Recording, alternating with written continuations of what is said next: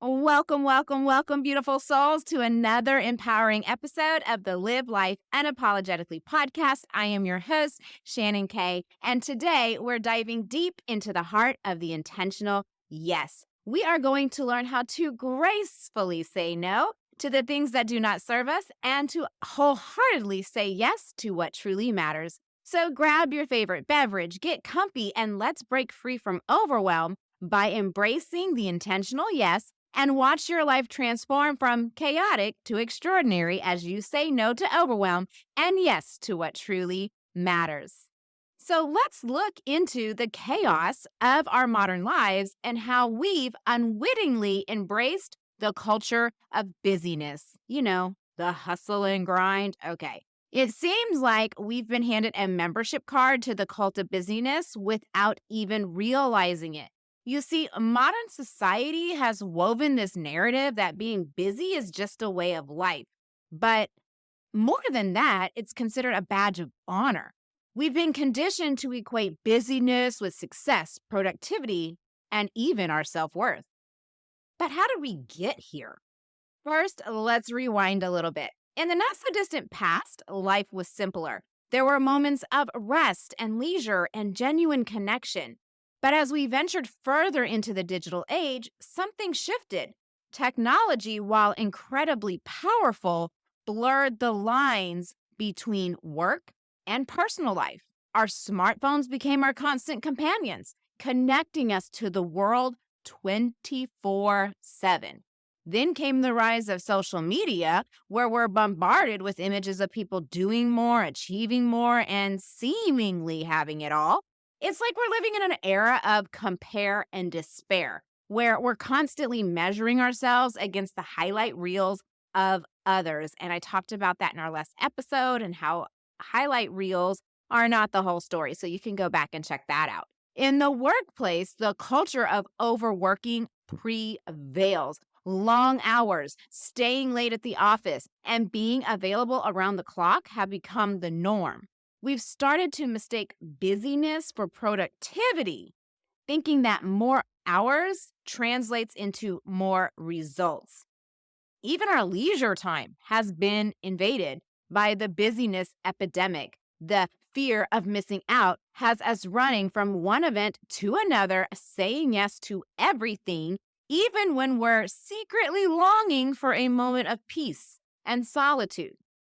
So here we are caught in this whirlwind of busyness, constantly chasing the next thing and inadvertently neglecting what truly matters. But the good news is that awareness is the first step towards change. Today, we're breaking free from this cultural conditioning and learning how to say no to the chaos and embracing the intentional yes. So let's explore how to regain control and live life unapologetically on your own terms. This whirlwind of busyness has seen a shift in the past few years. I believe it started with COVID, and it was a wake-up call to this busyness culture because we couldn't be on the grind all the time. Things were shut down, and it really brought about, I think, an awakening of the idea of busyness. For me personally, I am not somebody who goes out all the time, but before COVID, I constantly felt like I had to do things, when it came to like events for my kids and saying yes to everything. And I was always doing stuff. And that really was wearing me out and making me tired. I'm a very go out every now and then kind of person.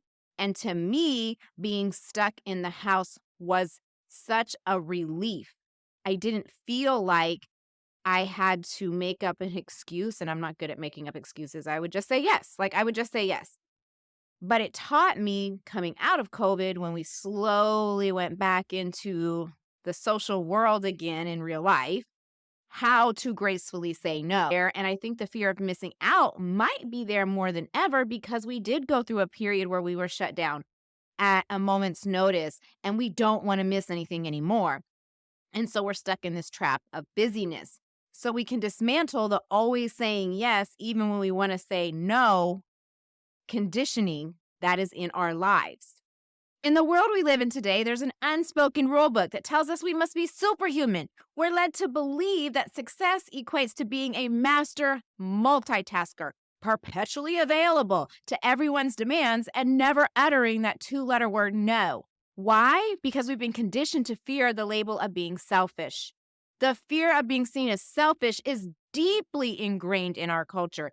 It's as if our self-worth is determined by how much we can give, how many hats we can wear, and how rarely we prioritize ourselves. But here is the truth. Self-care is not selfish, and setting boundaries is an act of self-love. Another layer of this myth is the relentless pursuit of people-pleasing. We've been taught that saying yes is not only expected, but required. We want to be liked, respected, and admired, so we overcommit ourselves even when our plate is already overflowing. But in doing so, we often sacrifice our own well-being and authenticity. Sir, I used to be the biggest people pleaser and doormat on the face of the earth. When I turned 28 years old, I remember something just clicking in my brain and I was like, not anymore. Okay, and so I've been on this road for a very long time of not being a people pleaser. But like I said, I'm recovering and I felt off this weekend because I was too scared to say no because I wanted to be liked by people who I know love me. So I don't even know why it was an issue, but I sacrificed my own well-being and authenticity to do so. And I'm not going to do that anymore. I have a plan for that. So I'm recognizing it. Remember, here we just work on self-awareness and not judgment. I am aware of what happened and I'm just going to move forward. Then there's the societal pressure to be the ultimate success story, right? And I believe that you're quite a success story, but I believe that you're a success story in your own unique way, not in societal's pressure and society's vision for your life, but your vision for your life is your success story.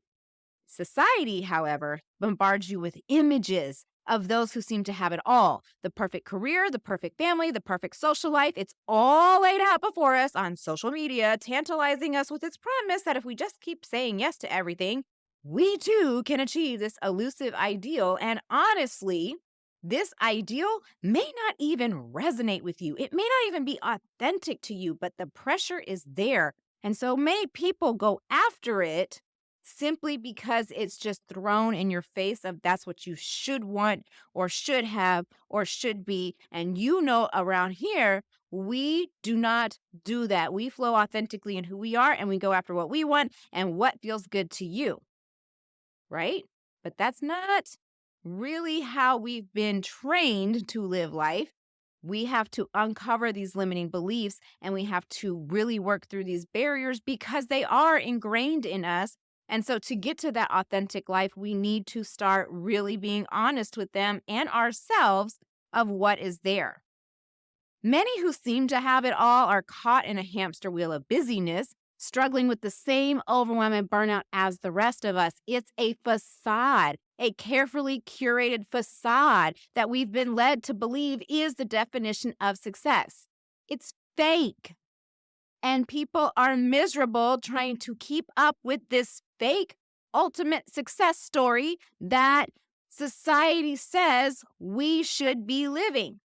So here's the thing, my unapologetic warriors. It's time to rewrite the script. Success isn't about doing it all.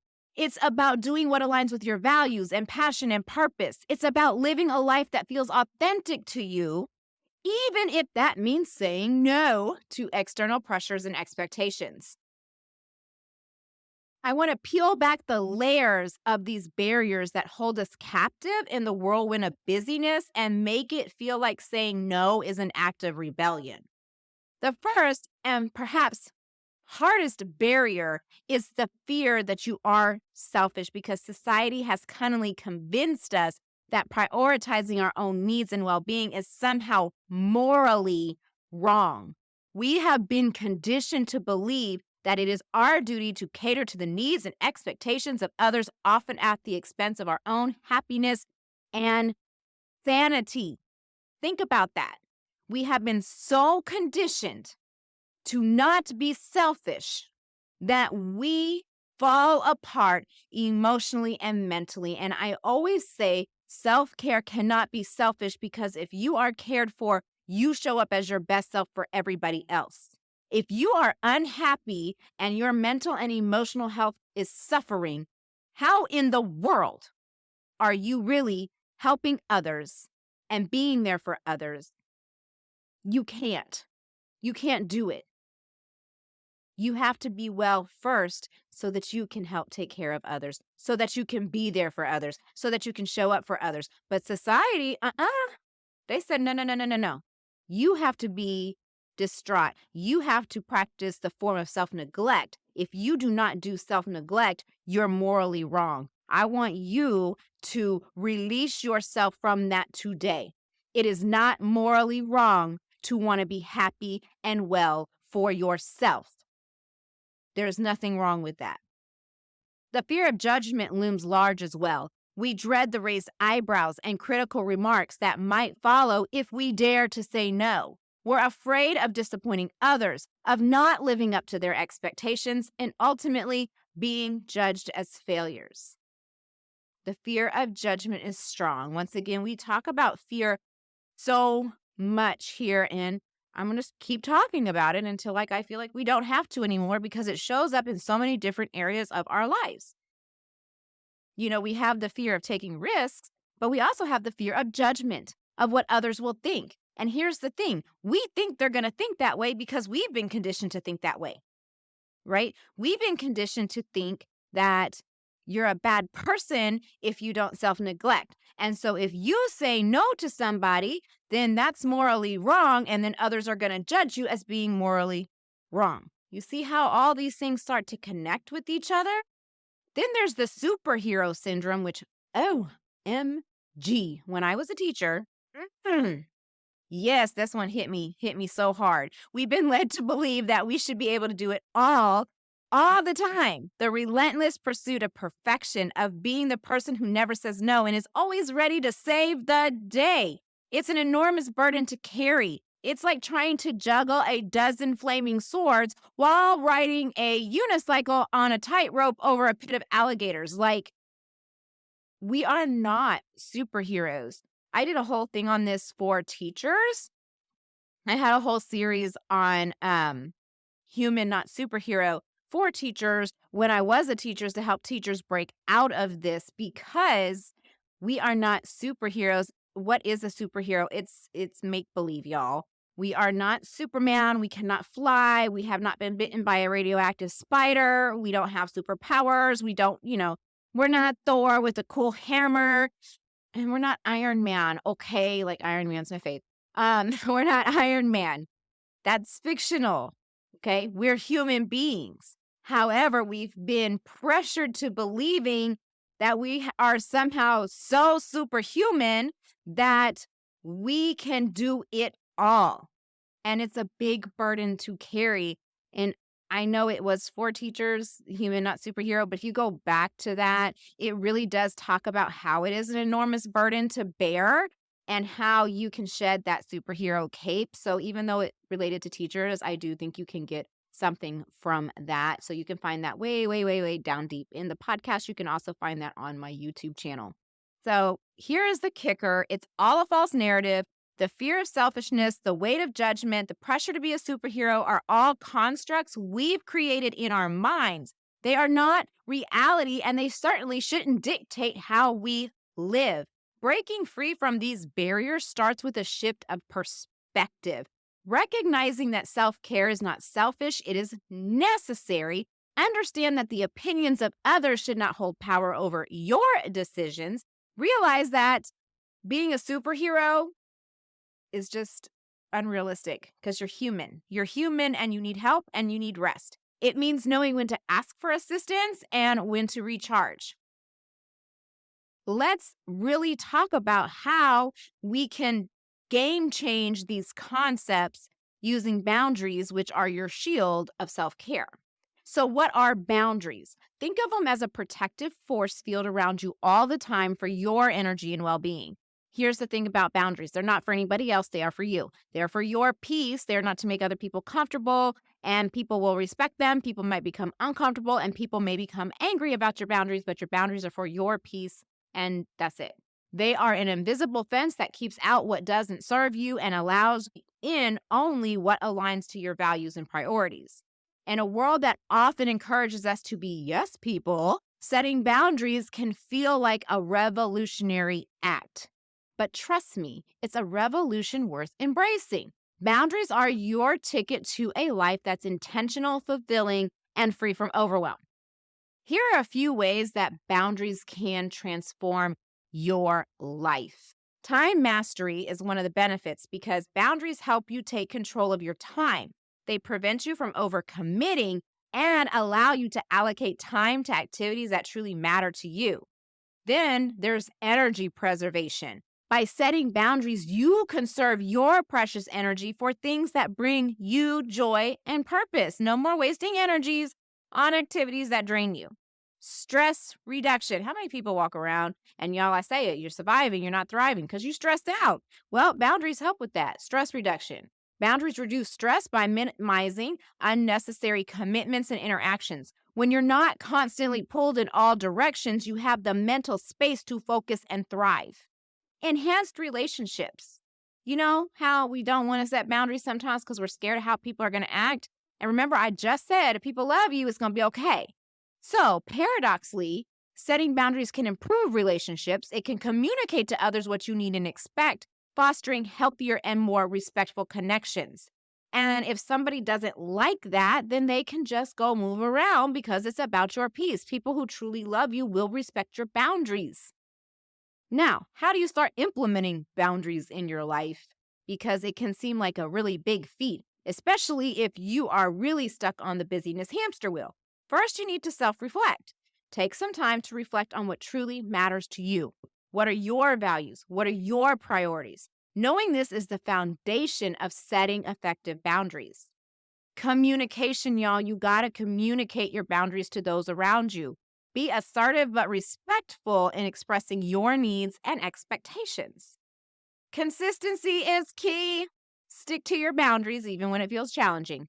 Over time, people will come to respect and understand them.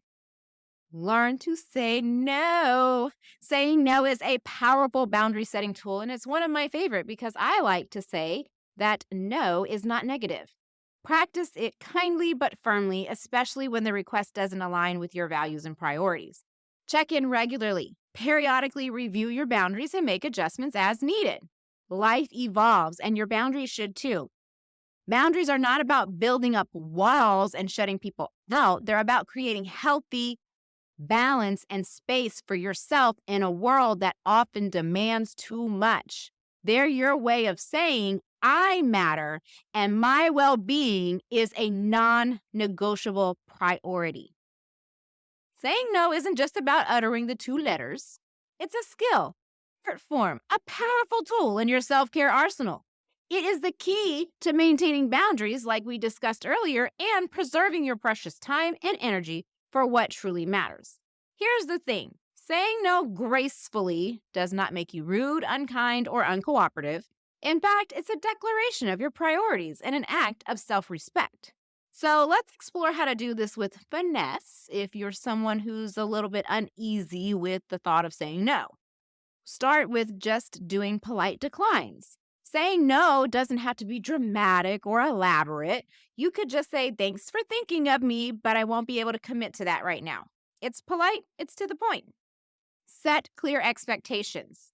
If you find it challenging to say no, you can set expectations. So, for example, I can't do this right now, but I could help you out in a few weeks. This communicates your boundaries, but it does leave the door open for future possibilities. Then you could always have honesty with tact. I mean, honesty is essential. You can explain your reasons for declining without oversharing. You could say, I'd love to, but my plate is already full and I need to prioritize my current commitments. See, practice assertiveness. Whew, this one was so hard for me. And I wonder how many of you out there it's hard for you too, because if you are a people pleaser, recovering people pleaser, or, or a perpetual doormat, this one can be difficult, but it's a really good skill to learn. It's not about you being mean. Assertiveness is the sweet spot between being passive and aggressive. It's about confidently expressing your needs without infringing on the needs of others. Practice it to master the art of saying no firmly, yet kindly. I want you to remember that saying no is not about rejecting opportunities or people. It's about aligning your actions and your values and your priorities. When you say no to one thing, you're saying yes to something else, to yourself, to your well being, and to your authentic path. But like any skill, saying no takes practice. So start small with like low stakes situations and then gradually work your way up to more significant commitments.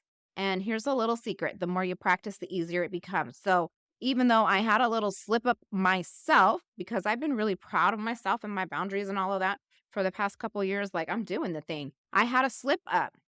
I talked it out with someone and I was like, okay, you know, but with practice, it does become easier, so much easier. And it feels so good and it doesn't feel bad and you don't feel guilty. Okay. It's a process, but stick with me here because we want to make sure that when you're learning to say no, it's not just about saying no. It's about diving headfirst into the heart of intentional living, discovering your core values, and creating your yes list. See, this is where the magic really happens. What are your core values? Think of them as guiding principles that define who you are, what you stand for, and what truly matters to you in life. This is going to help anchor you in the sea of endless possibilities. So, to start the transformative journey, here's what you do. Once again, just like with no, I need you to self reflect, okay? Take some time to reflect on your life and experiences. What moments brought you the most joy, fulfillment, and contentment? What activities light you up and make you feel most like yourself? Those are clues to your core values. List the things that are most important to you. Is it family, career, adventure, creativity, or something else entirely? Be honest with yourself. There's no right or wrong answer. No one is looking at what you're writing. Be honest. I always tell my clients when they're working through stuff, when they're journaling or writing, can't nobody see your journal? So if you still have that fear of judgment looming that you're trying to get over, we talked about earlier, it doesn't matter. Nobody's there with you. Be honest with yourself. Who cares what anybody else thinks? Just be honest with you because there is no right or wrong answer. You're unique, you're authentic. Lean into that. Think about the beliefs and principles that guide your decisions and actions. What do you hold dear? What would you never compromise on? These beliefs are often connected to your core values. Once again, being brutally honest to yourself. And I always say, ask yourself the question, the why, why? Always questioning. If you feel like you're not going to compromise on something or you have a belief, why do you have that belief and where did that belief come from? Because if it honestly came from somebody else because they said that's what you should do, is it really a belief or value you hold dear? Really get down in there and be honest with yourself because I'm going to be honest with you. There are some beliefs that people put in me that when I really thought about it, I was like, I don't really believe that. They just told me I should believe that. And I left those behind and I leaned into what I really believe. So when you're exploring values and beliefs, just be truly honest with yourself and then ask where they came from and ask, is it because I was just told to do that? And so I just always did? Or is it because it really is something that is meaningful to me? Your core values are going to be numerous, but doing this really can help you narrow it down to a handful of key values that truly resonate with you. So you might value freedom, creativity, family, and authenticity. Okay. That's what I value. Uh, that's why it's there. And then I want you to create your yes list because once you've identified your core values, you can use them to create a yes list. These are things, activities, and opportunities that align with your values and deserve a resounding yes from you. And remember that your yes list is unique. It's not about society or your friends or what your families think. It is about what speaks to your heart and soul. So start aligning your life with your core values, and then the magic can happen. You begin to feel a sense of purpose and fulfillment that transcends the superficial markers of success. You start living life intentionally, saying yes to what matters and gracefully declining what doesn't. Because you see, when you have a yes list, you can lean into that, which makes it a whole lot easier to practice saying no. Because we're not just going to say no and leave it there. What is your yes? See, the whole purpose of this is to get you, into what feels good to you, and get you out of the trap that you've been put in through society and the busyness cycle that we have. But we're not just here to just get rid of stuff. What is your yes? What do you want to lean into? Because you've probably been saying no to your yes list and yes to your no list. And what we're doing today is we are flipping that. All right. So here it is. It is time. Grab your pen, grab your journal for your one-on-one coaching session happening right here, right now. This is something that you can implement right now so you can have a quick win this week because I'm just feeling extra motivated now, y'all. Okay, so your task is to start a yes journal. It's a simple but transformative practice that will help you become more intentional in your daily life. I want you to write down 3 things you say yes to. This could be activities, commitments, or moments throughout the day. After each yes, ask yourself the following questions. Why did I say yes to this? Does this yes align with my core values and priorities? How did this yes make me feel? What could I have said no to in order to make space for this yes? At the end of the week, review your yes journal and look for patterns and insights. Are there certain types of yeses that constantly come up and bring you joy and fulfillment? Or are there yeses that drain your energy and feel incongruent with your values that you should have said no to? All right. So you're going to have your yes journal and you're going to write down everything you say yes to, and you're going to ask yourself those questions throughout the week, looking for patterns. That way you start to become what? Self-aware. And when you are self-aware, you are going to start being able to say no to the things that you don't want to do and yes to the things that you do. All right? Thank you for joining me on this empowering journey today. If you found this episode helpful, please share it, review it, leave a comment, send it to someone who needs to hear it. Stay tuned for more incredible episodes of the Live Life Unapologetically podcast, where we continue to explore ways to live your best, most authentic life. Until next time, my warriors, stay fierce, stay fabulous, and as always, live life unapologetically. To keep your journey going strong, don't forget to subscribe and get the first issue of the Live Life Unapologetically magazine free, designed to help you step into your power, crush imposter syndrome, and embrace authenticity like a boss. Say goodbye to societal norms and hello to unapologetic living. You'll get a power-packed issue that includes sassy insights, savage strategies, and spirited meditations. I will link the magazine in the description of the podcast, or you can go to livelifeunapologetically.com/subscribe to get your free issue of the Live Life Unapologetically magazine.